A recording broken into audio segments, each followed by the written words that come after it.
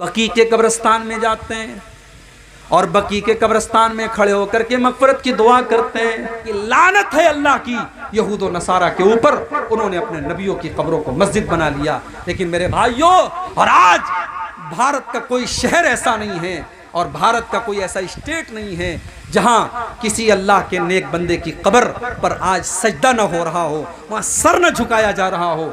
कितने ऐसे दरगाह और कब्र है जहां लाल काले पीले धागे बांधे जाते हैं, सर झुकाए जाते हैं, औरतें वहां जाती हैं, बेपर्दगी होती है, बेहयाई होती है, शिर्क होता है, बिदात होती है।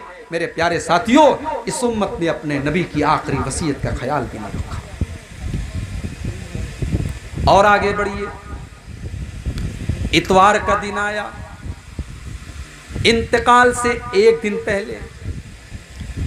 आज भी अल्लाह के नबी की तबीयत बहुत खराब है, कमजोरी से आप उठ भी नहीं पा रहे, मस्जिद में जा नहीं पा रहे, अपने बिस्तर पर लेटे हुए हैं आपकी जुबान, आपके होंठ हिलने की, ऐसा लगा कि आपके होंठ हिल रहे हैं, आपकी जुबान चल रही है।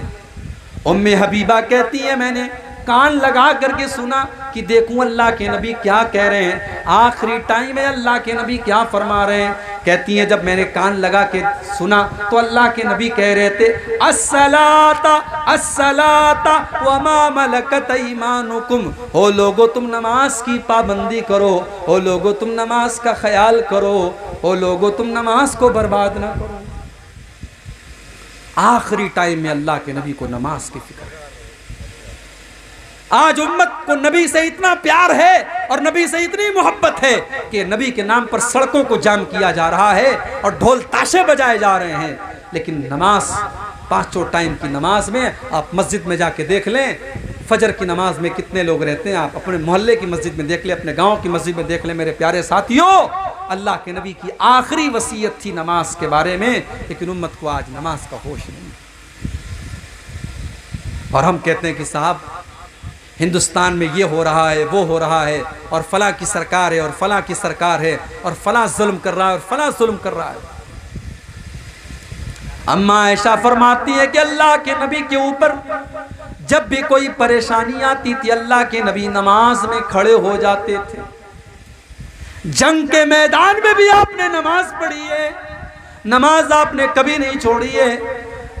जंगे खंदक के मौके पर जब लड़ाई की वजह से असर की नमाज कज़ा हो गई और सूरज डूब गया, असर की नमाज में इतनी ताखीर हो गई कि सूरज डूब गया, तो अल्लाह के नबी ने बद्दुआ करते हुए फरमाया, मला अल्लाहु कुबूरहुम व बुयूतहुम नारा, अल्लाह ताला इन काफिरों के घरों को और इनकी कब्रों को जहन्नम की आग से भर दे, इनकी वजह से हमारी असर की नमाज कज़ा हो गई।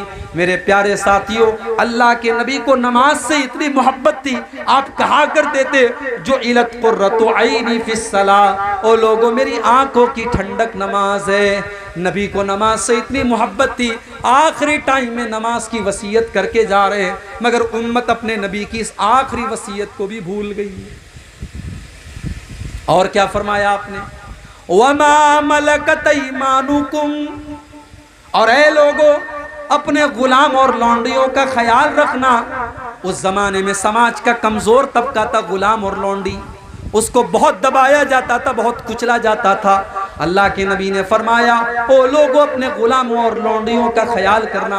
आज गुलामों का दौर नहीं है, आज लौंडियों का दौर नहीं है, लेकिन आपके घर में अगर नौकर चाकर हैं और आपके अंडर में काम करने वाले मुलाजिम हैं, वर्कर्स हैं, तो वहाँ पर ये हदीस अप्लाई हो जाएगी और वहाँ पर इस हदीस को आप सेट कर लीजिए।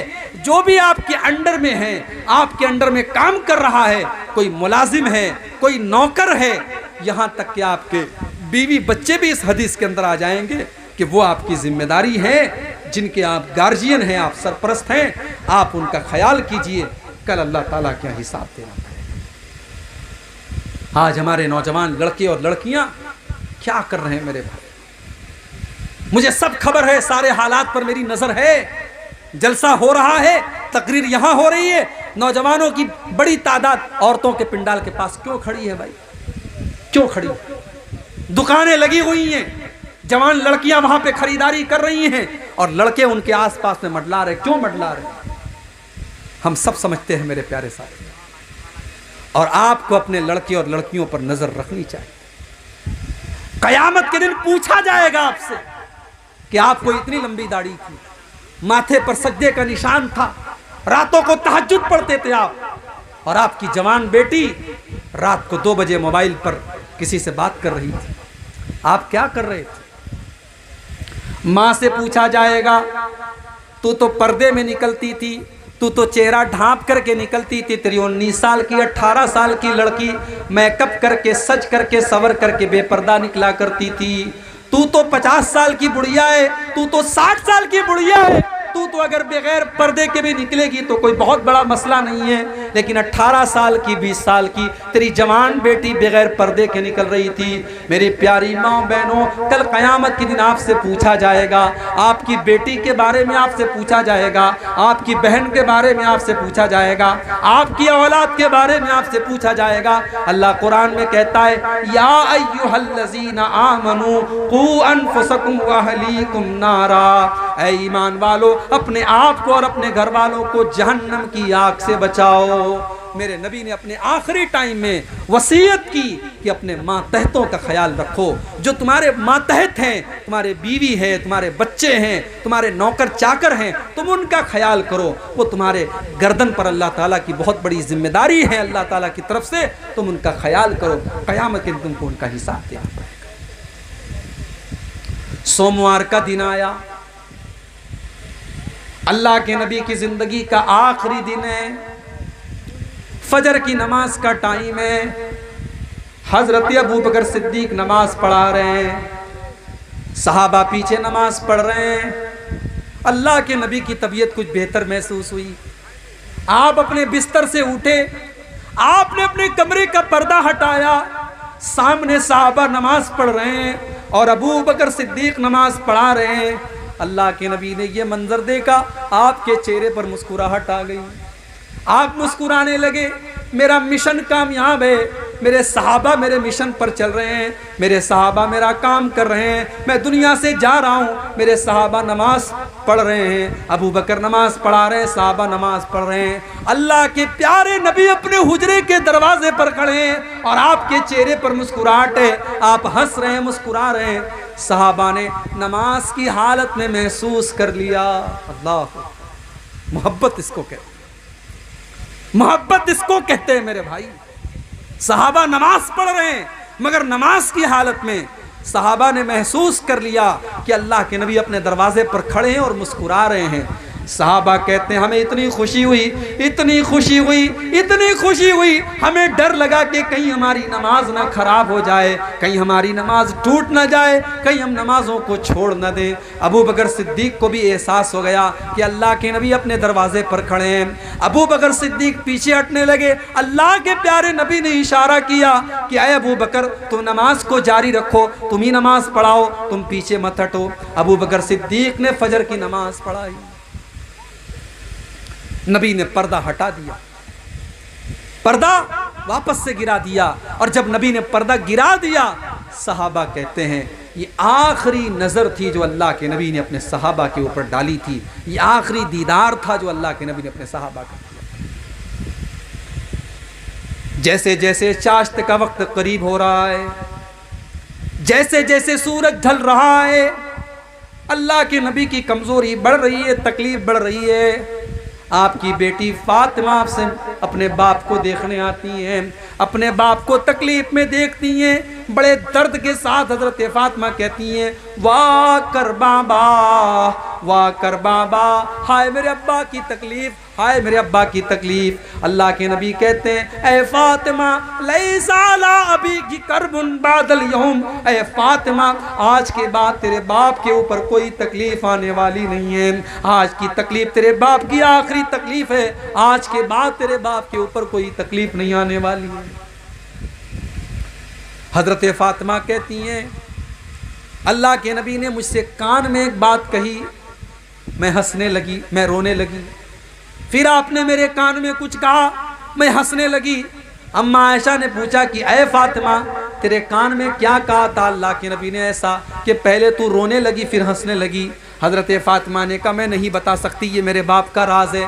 جب اللہ کے نبی کا انتقال ہو گیا اور آپ دنیا سے چلے گئے تو حضرت عائشہ نے پوچھا کہ بیٹی اب تو اللہ کے نبی کا انتقال ہو چکا ہے، اب تو بتا دے تیرے کان میں اللہ کے نبی نے کیا کہا تھا۔ حضرت فاطمہ نے کہا اے امی جان، اللہ کے نبی نے میرے کان میں یہ کہا تھا کہ اے فاطمہ، جبریل امین ہر سال میرے پاس رمضان میں آتے ہیں اور مجھے ایک مرتبہ پورے قرآن کا دور کراتے ہیں، لیکن اس سال جب رمضان کا مہینہ آیا تو جبریل 2 مرتبہ میرے پاس آئے اور 2 مرتبہ انہوں نے قرآن کا دور کرایا۔ اے فاطمہ، مجھے ایسا لگ رہا ہے کہ میری موت کا ٹائم آ چکا ہے، میرا آخری ٹائم آ چکا ہے۔ یہ سن کر کے میں رونے لگی۔ پھر میرے باپ نے میرے کان میں کہا کہ اے فاطمہ، میرے گھر والوں میں، میرے اہل بیت میں سب سے پہلے مجھ سے ملاقات تم ہی کرو گی، اور اے فاطمہ کیا تم اس پر خوش نہیں ہو کہ تمام جنتی عورتوں کی سردار تم کو بنا دیا جائے؟ جب یہ سنا تو میں ہنسنے لگی، میں خوش ہو گئی۔ میرے پیارے ساتھیوں، جیسے جیسے چاشت کا ٹائم قریب آ رہا ہے، اللہ کے نبی کی کمزوری بڑھتی چلی جا رہی ہے۔ حضرت عائشہ کہتی ہیں کہ اللہ تعالیٰ کی یہ توفیق بھی تھی کہ آخری ٹائم میں میرا لعاب دہن اللہ کے نبی کے لعاب دہن کے ساتھ مل گیا، میرا تھوک اللہ کے نبی کے تھوک کے ساتھ مل گیا۔ اماں عائشہ فرماتی ہیں جب اللہ کے نبی کی وفات کا دن تھا، سوموار کا دن تھا، آخری دن تھا، میرے بھائی عبد الرحمن آتے ہیں، وہ مسواک کر رہے تھے، اللہ کے نبی نے مسواک کو دیکھا، آپ نے ارادہ ظاہر کیا کہ عائشہ میں بھی مسواک کرنا چاہتا ہوں۔ اماں عائشہ فرماتی ہیں میں نے اپنے بھائی سے مسواک کو لیا اور اپنے دانتوں سے میں نے مسواک کو نرم کیا، اور پھر میں نے وہ مسواک اللہ کے نبی کے ہاتھ میں دے دی، اور اللہ کے نبی نے اتنے اچھے طریقے سے مسواک کی جیسے صحت اور تندرستی کی حالت میں آپ کیا کرتے تھے، اسی طریقے سے آپ نے مسواک کی۔ اس سے علماء نے ایک مسئلہ نکالا ہے کہ اگر انسان کو یہ احساس ہو کہ میرا آخری ٹائم ہے تو آخری ٹائم مسواک کرنا چاہیے، تاکہ اللہ کے پاس صاف منہ لے کر کے انسان جائے۔ آخری ٹائم میں مسواک کرنا بھی اللہ کے نبی کی ایک سنت ہے۔ مسواک کیا آپ نے۔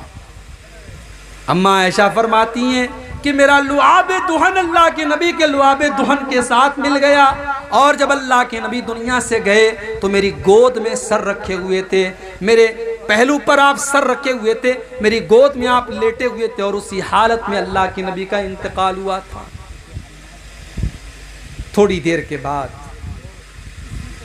حضرت عائشہ کہتی ہیں اللہ کے پیارے نبی بے چین ہو گئے، آپ کے بغل میں ایک پیالے میں پانی رکھا ہوا تھا، آپ بار بار اس پیالے میں ہاتھ ڈالتے اور اپنے چہرے پر آپ پانی ڈالتے اور کہتے لا الہ الا اللہ ان للموت سکرات، اللہ کے سوا کوئی معبود نہیں ہے، بے شک موت کی سختیاں ہوتی ہیں۔ اماں عائشہ فرماتی ہیں کہ پہلے میں موت کی سختی کو پسند نہیں کرتی تھی، پہلے میں موت کی سختی کو برا سمجھتی تھی، لیکن جب میں نے اپنے نبی کے اوپر موت کی سختیوں کو دیکھا، میں سمجھ گئی کہ موت کی سختی تو کسی کے اوپر بھی آ سکتی ہے۔ میں اس کے بعد کبھی بھی میں موت کی سختی کو ناپسند نہیں کرتی تھی۔ اللہ کے پیارے نبی نے بھی موت کی سختی کو محسوس کیا۔ میرے پیارے ساتھی، اب بار بار اپنے چہرے پر پانی ڈال رہے تھے اور کہہ رہے تھے لا الہ الا اللہ ان للموت سکرات، بے شک موت کی سختیاں ہوتی ہیں۔ پھر آپ نے آسمان کی طرف اپنے دونوں ہاتھ اٹھائے اور آپ نے فرمایا مع الذین انعمت علیہم من النبیین والصدیقین والشہداء والصالحین، اے اللہ تو مجھے ان لوگوں کے ساتھ شامل فرما دے جن پر تو نے انعام کیا ہے، تو مجھے اپنے نبیوں کے ساتھ شامل کر دے، اپنے صدیقین بندوں کے ساتھ شامل کر دے، اپنے شہداء کے ساتھ شامل کر دے، اپنے صالحین کے ساتھ تو مجھے شامل کر دے۔ اتنا کہا اللہ کے نبی نے اور اس کے بعد آپ کی زبان پر یہ الفاظ تھے، اللہم الحقنی بالرفیق الاعلیٰ، اللہم الحقنی بالرفیق الاعلیٰ، اللہم الحقنی بالرفیق الاعلیٰ۔ اے اللہ تو مجھے اپنے رفیق اعلیٰ کے پاس بلا لے، اے اللہ تو اپنے نیک بندوں کے ساتھ مجھے شامل فرما دے۔ یہ کہتے ہوئے اللہ کے نبی کے ہاتھ دھیرے دھیرے نیچے آتے چلے گئے اور آپ کے بدن سے آپ کی روح نکل گئی۔ انا للہ و انا الیہ راجعون۔ یہ سوموار کا دن تھا، یہ 12 ربیع الاول کی تاریخ تھی میرے بھائی۔ امت کی تاریخ میں اس سے زیادہ غم کا کوئی دن نہیں تھا، اس سے زیادہ افسوس کا کوئی دن نہیں۔ حضرت فاطمہ اپنے باپ کی موت کا یہ منظر اپنی آنکھوں سے دیکھ رہی ہیں اور کہتی ہیں، یا ابتا من جنت الفردوس مأوا اجاب ربا دعا الى جبریل ننعا۔ اے میرے ابا جان، آپ نے اپنے رب کی دعوت کو قبول کر لیا، آپ اپنے رب کے پاس چلے گئے، آپ کا ٹھکانہ تو جنت الفردوس ہے، اور ہم جبریل امین کو آپ کی موت کی خبر دے رہے ہیں۔ ہم جبریل کو بتا رہے ہیں کہ اے جبریل، اب تمہارا دنیا میں آنا بند ہو گیا، اب تم کس کے پاس آؤ گے؟ اب تو اللہ کے نبی دنیا سے جا چکے ہیں۔ اے جبریل، ہم تم کو اللہ کے نبی کی موت کی خبر دے رہے ہیں، اللہ کے نبی کی وفات کی خبر۔ صحابہ کے لیے برداشت کے باہر تھی میرے پیارے ساتھی، صحابہ کے لیے برداشت کے باہر تھی۔ حضرت انس کہتے ہیں، جس دن اللہ کے پیارے نبی مدینہ آئے، اضاء منہا کل شیء، مدینہ کی ہر چیز روشن ہو گئی، اور جس دن اللہ کے نبی دنیا سے تشریف لے گئے، آپ کا انتقال ہوا، اس دن مدینہ کی ہر چیز اندھیری ہو گئی، ہر چیز تاریک ہو گئی، ہر چیز کالی پڑ گئی۔ اسی وفات کے موقع پر جب اللہ کے نبی کی وفات ہوئی، حضرت عمر فاروق نے کہا کہ یہ غلط بات ہے، اللہ کے نبی کی وفات نہیں ہوئی ہے۔ حضرت عمر نے کہا، اللہ کے نبی تو واپس آئیں گے اور ان لوگوں کے ہاتھ اور پیر کاٹ ڈالیں گے جو یہ کہتے ہیں کہ اللہ کے نبی کو موت آ گئی، آپ کی وفات ہو چکی ہے۔ یعنی حضرت عمر کا دماغ یہ ماننے کو تیار ہی نہیں ہے کہ اللہ کے نبی کو موت آ سکتی ہے، آپ کی وفات ہو سکتی ہے۔ مگر اس موقع پر اگر کسی نے بہادری کا ثبوت دیا، ہمت کا ثبوت دیا، جرأت کا ثبوت دیا، تو ابو بکر صدیق رضی اللہ تعالی۔ جب ابو بکر صدیق کو پتا چلا اللہ کے پیارے نبی کی وفات کی خبر ملی، بخاری کے الفاظ ہیں، ابو بکر صدیق آئے اور آتے ہی سیدھے اماں عائشہ کے کمرے میں داخل ہوئے۔ اللہ کے نبی کی وفات ہو چکی ہے، آپ کی ڈیڈ باڈی موجود ہے، آپ کے بستر پر آپ کو لٹایا گیا ہے۔ حضرت ابو بکر نے اللہ کے نبی کی پیشانی کو چوما، آپ کے ماتھے کو چوما اور روتے ہوئے کہا، بے ابی انت و امی، میرے ماں باپ آپ کے اوپر قربان ہو جائیں، لن یجمع اللہ علیک موتتین ابدا۔ اے اللہ کے نبی، اللہ تعالیٰ آپ کو 2 موت نہیں دے گا، ایک موت سب کو آتی ہے، وہ آپ کو آ چکی ہے، اب دوسری کوئی موت آپ کو آنے والی نہیں ہے۔ اس کے بعد حضرت ابو بکر صدیق مسجد میں آئے، مسجد میں صحابہ کا مجمع لگا ہوا ہے، عمر فاروق بڑے غصے میں کھڑے ہیں۔ حضرت ابو بکر صدیق نے کہا بیٹھ جاؤ، لیکن حضرت عمر بیٹھنے کے لیے بھی تیار تھا۔ اس کے بعد حضرت ابو بکر صدیق منبر کے قریب آتے ہیں اور خطبہ دیتے ہیں، اور اللہ کی حمد و ثنا بیان کرنے کے بعد سورہ آل عمران کی آیت نمبر 144 کی تلاوت کرتے ہیں، وَمَا مُحَمَّدٌ إِلَّا رَسُولٌ قَدْ خَلَتْ مِن قَبْلِهِ الرُّسُلُ۔ ارے محمد تو ایک رسول ہیں، آپ سے پہلے بھی دنیا میں رسول آئے ہیں۔ أَفَإِن مَاتَ أَوْ قُتِلَ، اگر آپ کو موت آ جائے یا آپ قتل کر دیے جائیں، انقلبتم علی اعقابکم، تو کیا تم اپنی ایڑیوں کے بل پلٹ جاؤ گے؟ وَمَن ينقلب علی عقبیہ، اور جو اپنی ایڑیوں کے بل پلٹ جائے، فلن یضر اللہ شیئا، وہ اللہ کا کچھ بھی نہیں بگاڑ سکتا۔ جب یہ آیت پڑھی حضرت ابو بکر صدیق نے صحابہ کہتے ہیں یہ آیت تو پہلے سے قرآن میں موجود تھی اور پہلے بھی ہم اس آیت کو پڑھتے تھے، مگر آج ایسا لگا جیسے یہ آیت آج ہی نازل ہوئی ہے اور پہلی مرتبہ ہم ابو بکر صدیق کے منہ سے اس آیت کو سن رہے ہیں۔ اس کے بعد حضرت ابو بکر صدیق نے بڑی تاریخی بات کہی تھی، وہ بات سونے کے حروف سے لکھے جانے کے قابل ہے۔ حضرت ابو بکر نے کہا تھا